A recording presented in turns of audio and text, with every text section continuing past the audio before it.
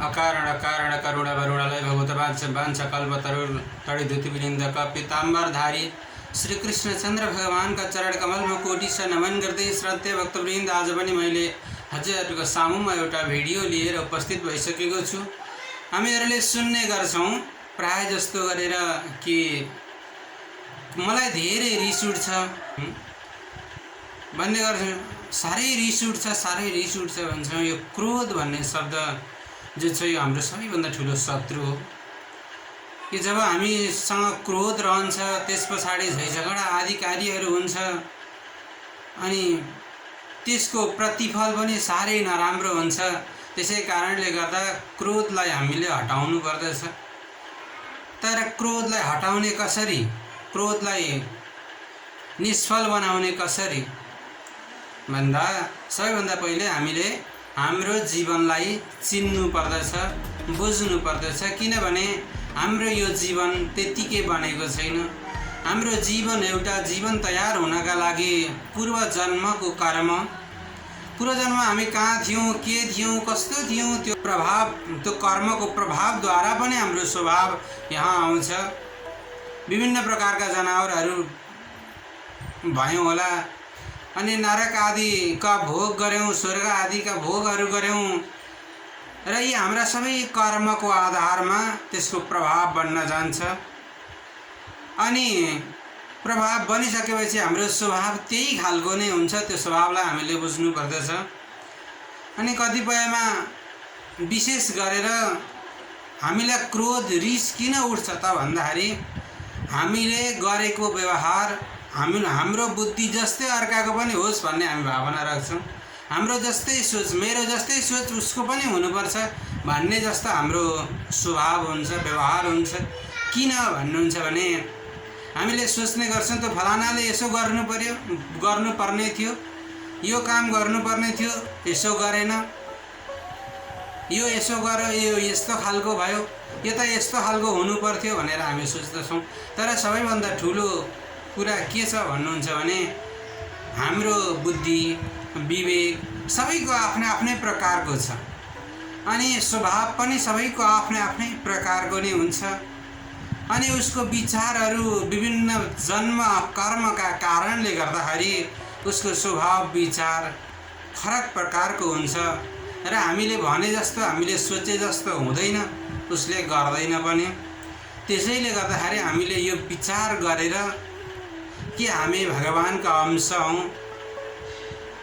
संसारमा आउने क्रममा विभिन्न प्रकारका कर्महरू गर्यौं। कर्मणा जायते जन्तु कर्मणैव विलीयते भनेर भगवान भन्नुहुन्छ।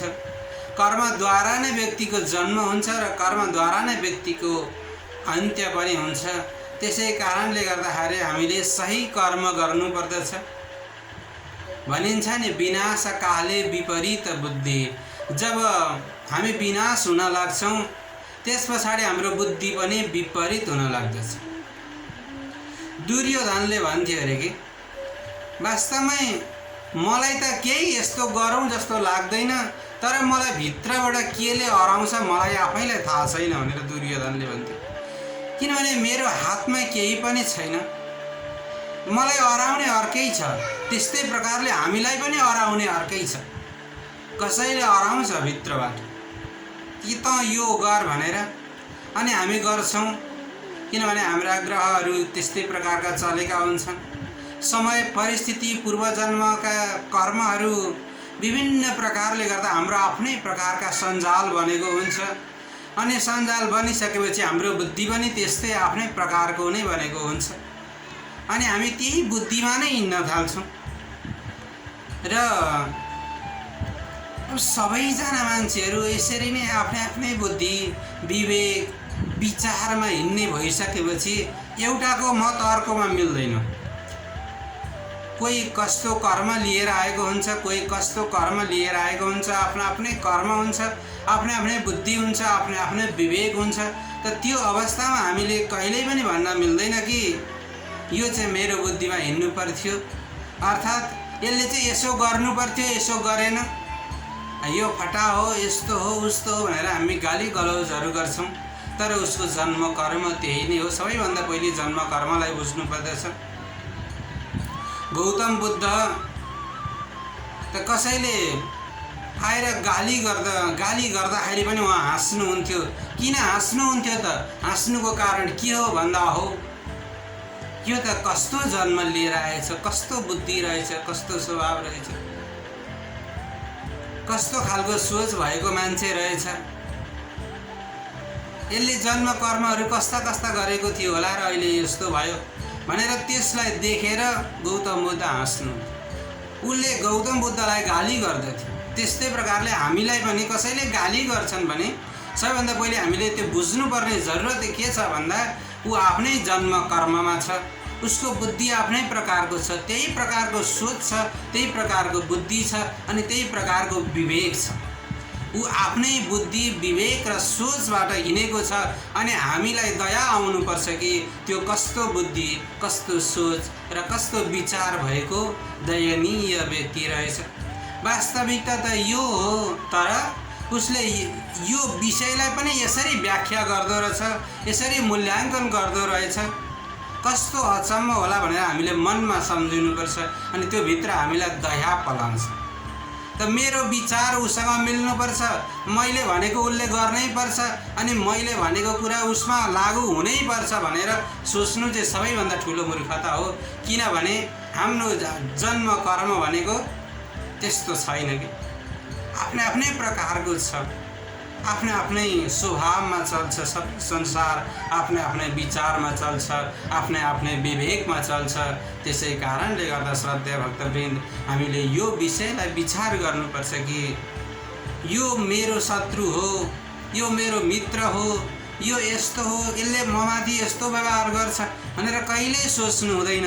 किनभने त्यो उसको जन्म कर्मद्वारा उसको बुद्धि र विवेक नै त्यतिमै सीमित छ।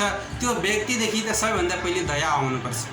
यदि त्यो व्यक्तिप्रति हामीलाई दया आउन सकेन, उसको बुद्धि र विवेक अनि उसको सोचप्रति हामीलाई दया आउन सकेन भने हामीलाई के हुन्छ त भन्दा क्रोध उत्पन्न हुन्छ, हामीलाई रिस उठ्दछ अनि रिस उठिसकेपछि भन्छौँ त्यो त यस्तो हो, त्यसले यो गर्नु पर्थ्यो, यो गरेन, ऊ गर्नु पर्थ्यो, ऊ गरेन भनेर। वास्तवमा संसारमा भन्नुहुन्छ भने सबै आफ्नै आफ्नै स्वार्थमा जन्मिन्छन् है। हरेक व्यक्तिहरू आफ्नै आफ्नै स्वार्थलाई लिएर जन्मेका हुन्छन्। त उनीहरूको बेग्लै बेग्लै प्रकारको स्वभाव, बेग्लै विचार हुन्छ, उनीहरूको आफ्नै आफ्नै प्रकारको स्वार्थ हुन्छ। एउटी आमाले आफ्नो सन्तानलाई हुर्काई बढाइ गरिरहँदा पनि उनले सोच्दछिन् कि बुढो भएपछि मेरो सहारा हुन्छ भने। एकजना पिताजीले सोच्नुहुन्छ कि मेरो छोरो ठुलो भएर मलाई बुढेसकालको सहारा बन्छ भनेर सोच्नुहुन्छ। त्यहाँ भित्र पनि उहाँको आशा नै छ। एउटा सानो बालकलाई पालन पोषण गर्ने क्रममा पनि बाबुआमाले पनि आशा नै राखेका हुन्छन् भने अब हामीले भन्नु हुँदैन कि त्यो आशा रहित छ भनेर। सबैले आशा राख्दछन् अनि सबैको आफ्नो आफ्नै भित्र स्वार्थ हुन्छ र त्यही स्वार्थ अनुसार नै सबै संसार चलेको हुन्छ। त्यसै कारणले गर्दा योबाट यो आशा गरेको थियो मैले भएन भनेर कहिल्यै पनि दुःख मनाउ गर्नु हुँदैन, गुनासो गर्नु हुँदैन। उसको पनि आफ्नै स्वार्थ छ, उसको पनि आफ्नै विवेक छ, उसको पनि आफ्नै विचार छ, ऊ पनि आफ्नै विचारमा चल्छ, ऊ पनि आफ्नै स्वभावमा चल्छ। त्यसै कारणले गर्दा श्रद्धेय भक्तवृन्द हामीले यो बुझ्नु अत्यन्तै आवश्यक छ कि को के हो, कस्तो हो, कसरी हो भनेर विचार गर्नुपर्दछ। अनि कोही पनि हामीले काम गर्नुपर्छ भने मूल्याङ्कन गर्नुपर्दछ, तुलना गर्नुपर्दछ कि त्यो काम मैले गर्दा ठिक हुन्छ या बेठिक हुन्छ, गर्नुहुन्छ या गर्नु हुँदैन भनेर सोच विचार गरेर कुनै पनि कर्महरू गर्नुपर्दछ। अनि सबै व्यक्तिहरूमा दयाको भावना आउनुपर्दछ कि बुद्धि विवेक विचार आफ्नै आफ्नै प्रकारको छ, आफ्नै आफ्नै स्वभाव छ, आफ्नै आफ्नै विचार छ, विवेक छ। यस्तो भावना हामीभित्र रहन सक्यो भने विभिन्न जन्म कर्मका आधारमा भएको यो जीवन, यो शरीरलाई हामीले बुझ्न सक्यौँ भने हामीभित्र क्रोध कहिल्यै पनि आउँदैन, कोही प्रति पनि रिस उठ्दैन, सबैप्रति दयाको भावना आउँछ। यदि कसैले रिस गर्छ आफूमाथि नराम्रो व्यवहार गर्छ, नराम्रो प्रकारले सोच्छ भने पनि त्यो व्यक्तिमाथि दया लागेर आउँछ। हो हेर त कस्तो जन्म कर्म रहेछ। सायद यसको पूर्वजन्मको कर्मको कारणले गर्दा उसको स्वभाव विचार र व्यवहार यस्तै प्रकारको बनेको होला नि भनेर त्यो व्यक्तिप्रति हामीलाई दया आउँछ। वास्तवमा सत्यता यही नै हो। हामीले यो शरीरलाई छोडेर जानुपर्छ, परमात्माको धाममा जानुपर्छ। हामी परमात्माका वस्तुहरू हौँ अनि हाम्रो जन्म कर्म विभिन्न प्रकारका व्यवहार स्वभावहरू यहीँ आएर बनेका छन्। श्रद्धेय भक्तवृन्द, यो कुरालाई हामीले विचार गरेर अगाडि बढ्यौँ भने, अगाडि गयौँ भने हामीलाई क्रोध कहिल्यै पनि आउँदैन, कसैप्रति पनि रिस उठ्दैन। त्यसैले गर्दा हामी रिसलाई, सबैभन्दा क्रोधलाई कन्ट्रोल गरेर राख्ने विचार गरौँ, त्यतातिर सोचौँ र मनलाई एकान्तमा गएर विभिन्न प्रकारले सम्झिने गरौँ। क्रोध हाम्रो सबैभन्दा ठुलो शत्रु हो। क्रोधलाई हामीले कन्ट्रोल गर्नै पर्छ भन्दै आजको कथा प्रसङ्गलाई यहीँ समापन गर्छु। हस्त, धन्यवाद।